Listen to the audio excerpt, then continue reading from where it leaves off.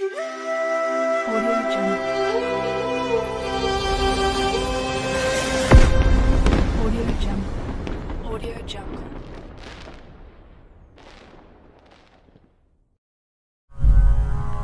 श्रीधाम आश्रम के इष्ट देवता श्री दत्तात्रेय भगवान, माँ भगवती राज राजेश्वरी त्रिपुर सुंदरी, माँ नर्मदा जी के श्री चरणों में कोटि कोटि वंदन, कोटि कोटि नमन।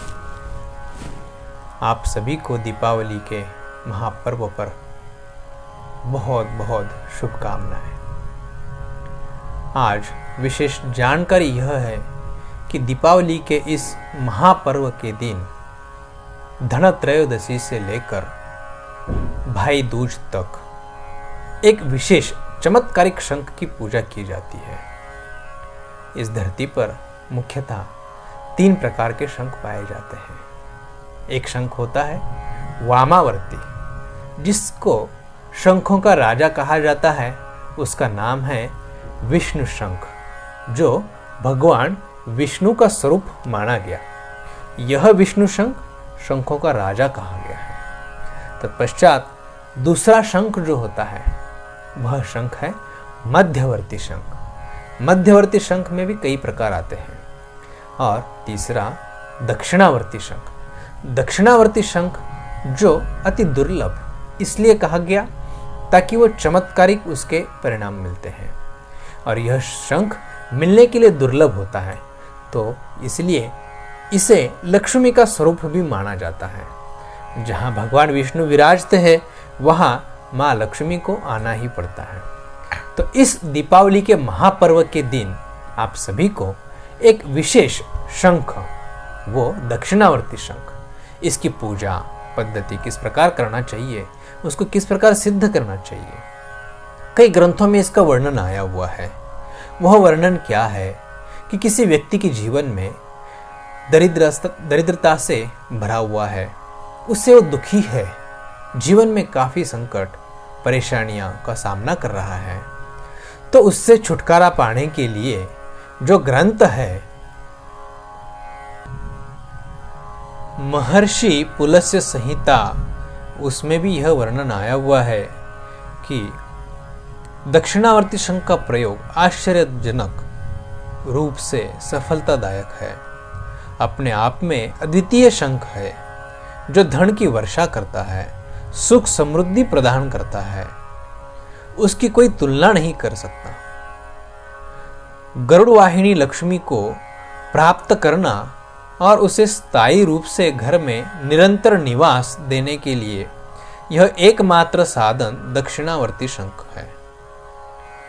वैसे ही महर्षि विश्वामित्र संहिता में वर्णन आता है, लक्ष्मी संहिता में भी यह वर्णन आया हुआ है, महर्षि मार्कंडेय जी ने भी बताया हुआ है, शंख संहिता में भी यह वर्णन आया, रावण संहिता में भी ऐसे इस शंख के बारे में बहुत सारी जानकारी दी गई है। गुरु गोरखनाथ, जिनका गोरक्ष संहिता है, उसमें भी यह दक्षिणावर्ती शंख के बारे में बहुत सारी ऐसी अचूक जानकारी है कि किसी भी माध्यम से धन कमाने में अचूक प्रयोग इस दक्षिणावर्ती शंख से प्राप्त होता है। दक्षिणावर्ती शंख कल्प प्रयोग एक श्रेष्ठ तांत्रिक प्रयोग यह गोरक्ष संहिता में भी बताया गया है। यह दक्षिणावर्ती शंख पूजा करने के पश्चात दीपावली के बाद पीले वस्त्र में हमारे तिजोरी में स्थापित कर सकते हैं, तथा हमारे घर के मुख्य दरवाजे के ऊपर भी इसको पीले कपड़े में लाल वस्त्र में बांधकर ऊपर चौखट के ऊपर बांध सकते हो, जहां से हमारा आना जाना होता है। इसके अलावा एक दक्षिणावर्ती गुप्त शंख भी मिलता है। वह दक्षिणावर्ती शंख जिसको गुप्त शंख कहते हैं, यह गुप्त शंख कैसे होता है इसके भी हम आपको दर्शन कराते हैं। तो आइए, इस शंख को विशेष कर तिजोरी में रखा जाता है। जैसे हमारा धन गुप्त होता है, उसी प्रकार इस शंख को भी गुप्त शंख कहा गया। तो यह गुप्त शंख जो है, इसे हमें तिजोरी में पूजा कर स्थापित करना होता है। यह दक्षिणावर्ती तिजोरी शंख है और इसे विधिवत स्थापना कर घर में खास हमारी जो तिजोरी है उस तिजोरी को साफ सफाई कर उसमें धूप दीप अर्चना पूजन करके इस शंख को सिद्ध कर हम तिजोरी में इसे स्थापित करने मात्र से हमारे घर में धन को स्थिर किया जाता है। जिनके पास धन बहुत सारा आता है उस धन को स्थिर करने के लिए यह दक्षिणावर्ती तिजोरी शंख आप उनके दर्शन कर रहे हो। यह दक्षिणावर्ती शंख आप श्रीधाम आश्रम से भी प्राप्त कर सकते हैं।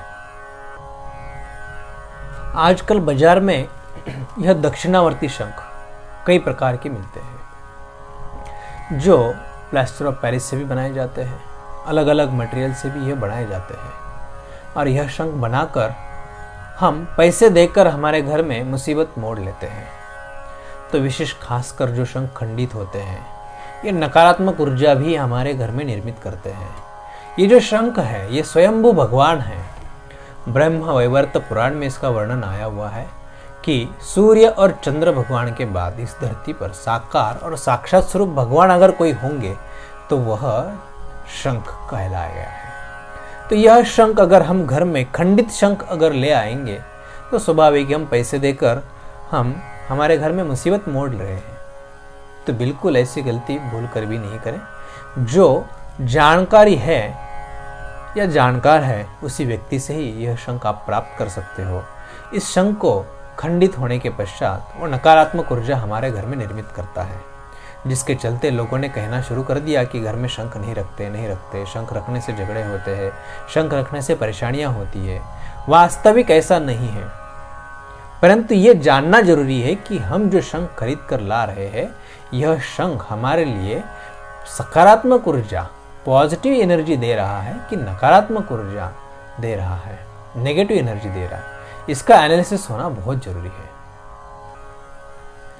शंख किस प्रकार होना चाहिए? जिस शंख का वजन ज्यादा हो, शंख बड़े से बड़ा हो और उसके ऊपर किसी प्रकार की लाइंस या डेंटिंग पेंटिंग, उसको रिपेयरिंग किया हुआ, ये समझ में आना चाहिए। आजकल हम कई तीर्थ क्षेत्रों में जाते हैं और वहां से शंख खरीद कर ले आते हैं जो हमें कम पैसे में प्राप्त होता है। हम देखते हैं 200, 500, 1000 रुपए के पीछे देखते हैं, परंतु हम पैसे देकर मुसीबत मोड़ लेते हैं। वास्तविकता जो शंख अच्छा प्रति का, अच्छा क्वालिटी का हो वो आपके घर में उसी प्रकार से फायदा देगा। देखो, हम बाजार में जाने के बाद अगर 1 किलो अनाज का पैसा देंगे तो 1 किलो ही अनाज मिलेगा। तो ठीक उसी प्रकार हम जो शंख खरीदते हैं जितना उसको खर्च करेंगे उतना ही वो अच्छा क्वालिटी का शंख हमें प्राप्त होगा। लोगों को ये जानकारी नहीं होती, कम से कम कीमत, कम से कम दाम वाला शंख खरीद के ले आते हैं और परेशानी में, मुसीबत में पड़ जाते हैं।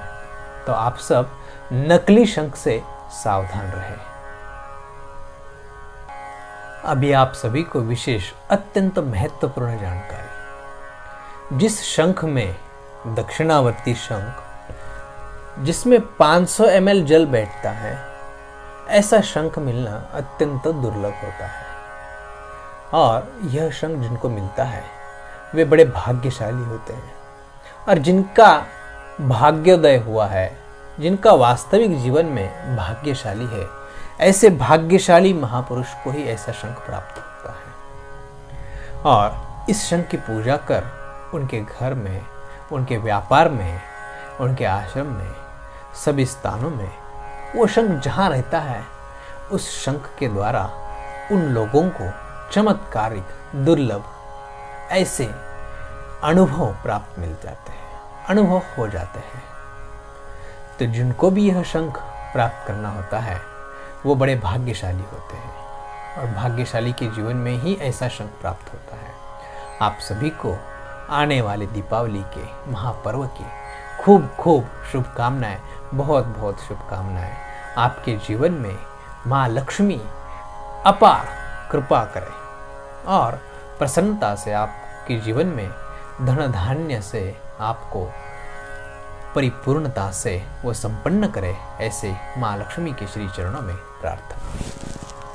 जय गुरु।